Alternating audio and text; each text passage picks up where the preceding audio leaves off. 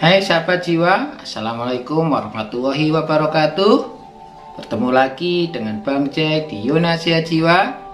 Salam sehat jiwa. Kali ini Bang Jack akan membahas atau menyampaikan tema tentang bullying, khususnya bagaimana ayah, bunda bisa mengenali bahwa anaknya menjadi korban bullying. Nah, tentu ini sangat penting sekali untuk mencegah dampak psikologis yang mungkin dihadapi oleh anak. Kita perlu mendeteksi secara cepat. Ya, ketika anak mendapatkan perlakuan tersebut di lingkungan tempat tinggal ataupun di sekolah, tentu tidak menunggu dampak yang ditimbulkan semakin buruk, misalnya cedera atau menimbulkan kecacatan. Ya, kita nggak ingin, atau sudah ada dampak lebih berat, anak menjadi depresi, tidak mau sekolah atau penurunan akademik. Nah, ini kan tidak diinginkan. Nah, yang terbaik adalah bagaimana melakukan deteksi dini adanya pengalaman bullying yang dialami oleh anak kita.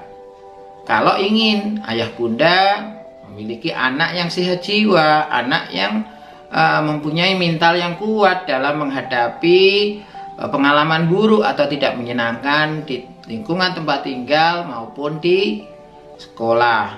Nah, tentu setelah bisa mengenali secara dini adanya tanda-tanda bullying yang dialami anak ayah dan bunda, ya tentu bisa melakukan upaya untuk pencegahan terjadi kembali, atau bahkan bisa membantu orang tua atau pihak sekolah atau guru mengatasi atau memberikan pendampingan psikologis bagi pelaku bullying, sehingga tidak ada korban-korban berikutnya atau tidak melakukan perilaku yang berulang kepada anak, ayah, dan bunda. Maka itu, untuk mendapatkan informasi itu dan caranya bagaimana, silahkan ikuti sampai akhir, jangan di skip. Dan jika suka, berikan like, komentar, serta share ke teman-teman ayah dan bunda atau gurunya, guru anak.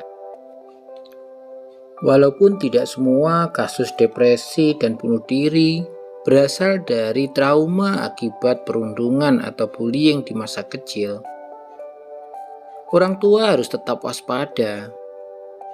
Keinginan bunuh diri bisa saja berasal dari masalah di dalam keluarga, kejadian traumatis di sekolah, atau masalah kejiwaan. Pengalaman bullying yang berulang-ulang bisa saja menimbulkan kondisi ketidakberdayaan bagi anak atau remaja. Ketika orang-orang di sekitarnya, guru, sekolah, orang tua, saudara, tidak peka dan tidak peduli dengan kondisi kesehatan mental anak, bisa jadi lama-lama akan timbul rasa tertekan, sedih berlebihan, dan putus asa. Tentu ini bisa mendorong keinginan remaja untuk melakukan bunuh diri, atau anak mempunyai ide-ide bunuh diri.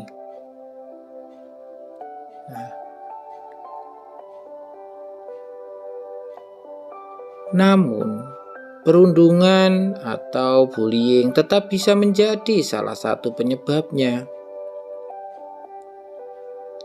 Orang-orang di sekitar anak atau remaja harus melakukan langkah-langkah tepat agar anak bisa lepas dari bayang-bayang kejadian bullying atau perundungan yang pernah dialaminya. Atau bisa jadi pengalaman menyaksikan bullying saat anak-anak atau remaja. Baik anak yang menjadi korban perundungan atau bully, pelakunya maupun saksi-saksi dari peristiwa tersebut bisa saja menimbulkan pengalaman yang tidak menyenangkan atau kejadian traumatis.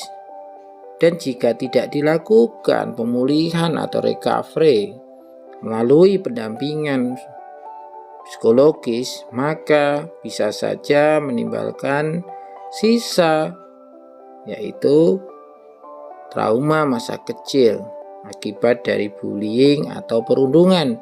Nah, ini yang bisa jadi akan membuat anak atau remaja menjadi mudah stres, mudah mengalami depresi, sehingga muncul ide-ide untuk bunuh diri.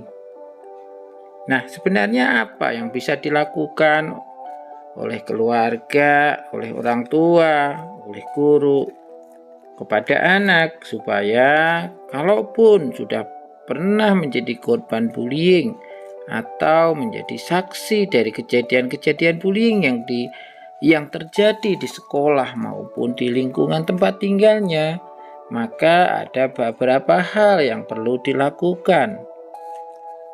Pertama, mengajarkan anak sopan santun, empati, dan kasih sayang sejak dini. Tentu ketiga hal ini adalah pelajaran mutlak yang harus dilatih setiap orang tua di rumah.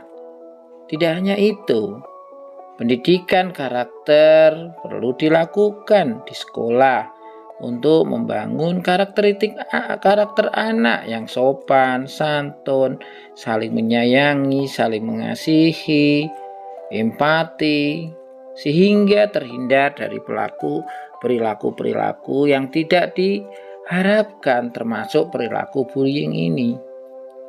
Anak yang tahu adab, tahu aturan, dan memiliki empati, kecil kemungkinan akan menjadi pelaku perundungan atau bullying. Jadi, pendidikan karakter di sekolah maupun di rumah sangatlah penting. 2. Mengajarkan anak untuk membela diri.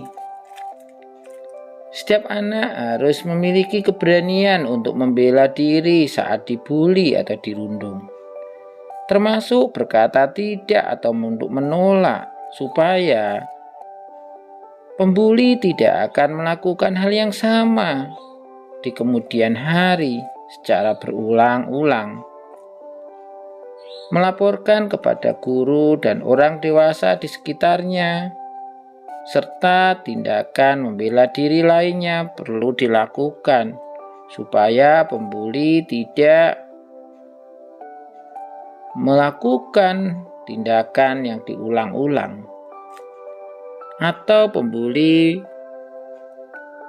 dilakukan tindakan pengarahan atau pembinaan sehingga menyadari kesalahan yang sudah dilakukan. Tidak salah pula orang tua membekali anak dengan ilmu bela diri.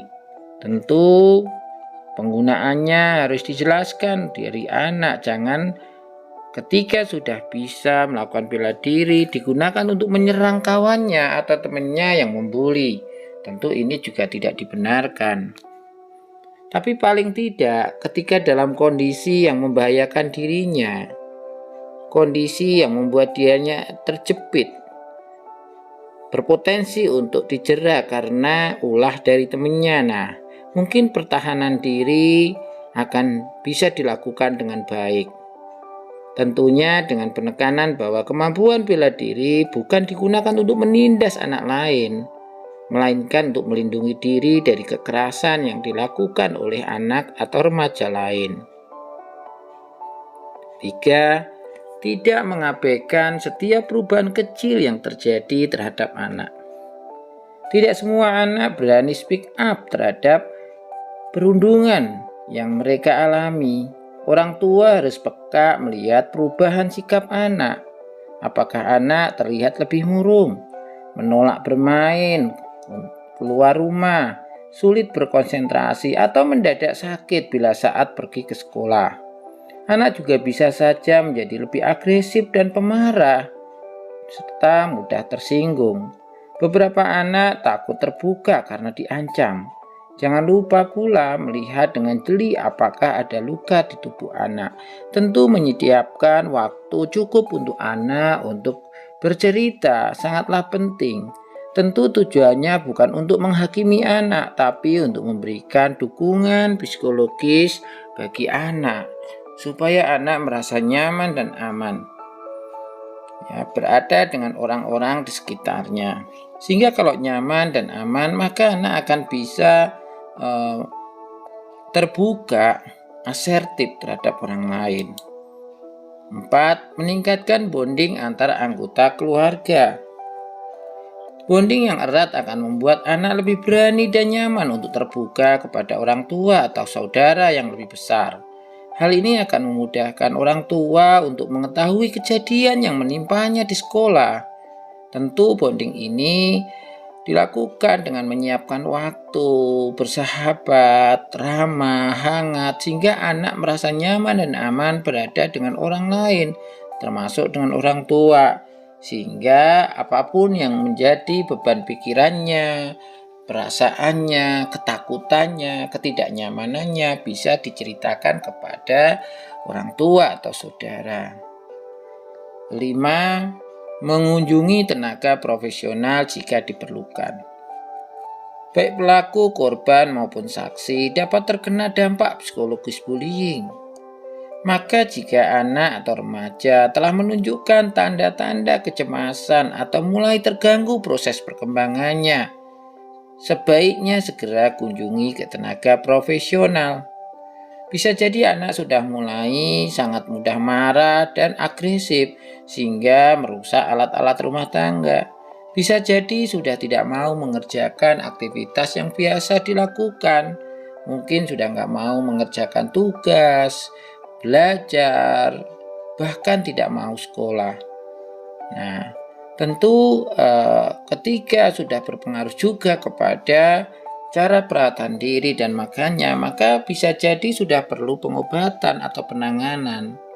Sehingga penting mengunjungi psikiater atau perawat spesialis kesehatan jiwa atau psikolog.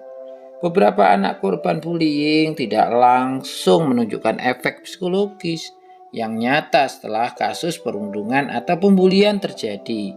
Namun orang tua tetap harus waspada. Tidak ada salahnya mengajak anak mengikuti sesi konseling untuk memastikan dirinya memang baik-baik saja. Perundungan atau bullying, apapun bentuknya, tidak bisa dibenarkan. Baik orang tua, guru, hingga masyarakat harus waspada hal ini.